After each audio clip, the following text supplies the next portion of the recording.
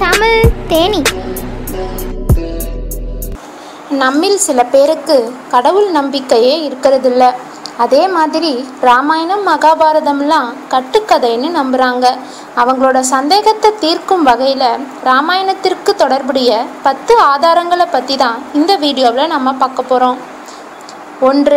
ராமர் பாலம். இது 50 கிலோமீட்டர் தொலைவுக்கு தனுஷ்கோடியிலிருந்து ஸ்ரீலங்காவின் மன்னார் வளைகுடாவுக்கு கடலுக்கு அடியில் உண்மையில் இருக்கிறதா நாசா படம் வெளியிட்டிருக்கு.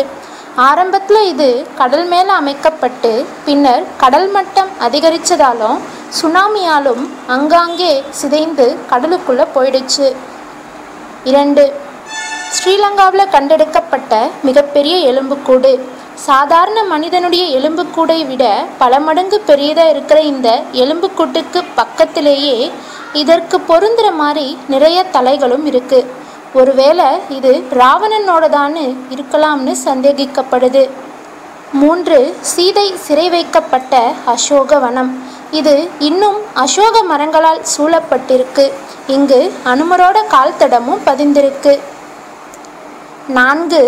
அனுமனால் எரிக்கப்பட்ட ராவணனோட அரண்மனையும் சிகேரியா என்ற மலை மேலே இருக்க அரண்மனையும் ராவணனோடது தான்னு சமீபத்தில் உறுதி செய்யப்பட்டிருக்கு. 5.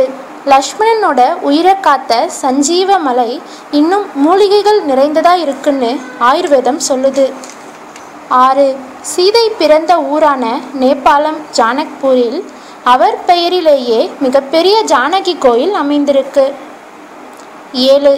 அனுமான் எரிச்ச ஸ்ரீலங்காவின் உஷன்கோடா இடத்துல வெறும் சாம்பல் மட்டும்தான் இன்னமும் இருக்குது. 8. சீதை அக்னி பிரவேசம் செஞ்சு தனது புனிதத்தன்மையை நிரூபித்த திவ்ரூம் ஓலா என்ற இடம் இப்போவும் சில தடயங்களோடு இருக்குது. 9. ராவணன் பயன்படுத்திய அவருடைய புஷ்ப விமானம் இருந்ததற்கான அடையாளம் இன்னும் அங்குள்ள உள்ளூர் கோயிலில் இருக்குது. கடைசியாக ராமர் வனவாசம் செஞ்ச பஞ்சவடியில் இருக்க ராமர் சீதை கால் தடம் ராமேஸ்வரத்தில் வானவர் கூட்டத்தோட ராமர் தங்கியிருந்தப்போ பதிக்கப்பட்ட கால் தடத்தோட ஒன்றா ஒத்துப்போகுது.